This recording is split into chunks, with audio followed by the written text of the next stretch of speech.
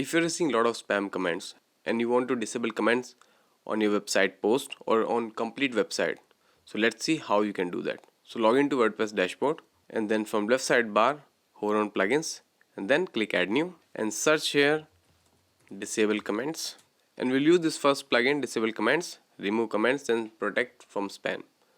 So click on install now. Once it is installed, click activate. So plugin is activated. You can find this plugin under settings, then click on disable comments.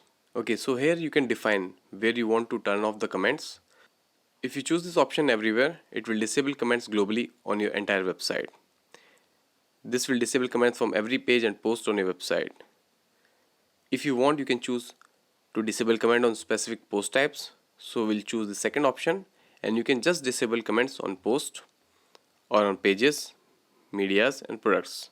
Or you can just uncheck the option where you do not want to disable the comments. So once you choose the right option, then click on save changes and go back to website post. You can see now there is this box which gives you the option to drop a comment. I'll refresh this page now. You can see now there's no option to post any comments. So this was so easy how you can disable comments on your WordPress website. I hope you liked the video. Don't forget to subscribe to my channel and smash the like button.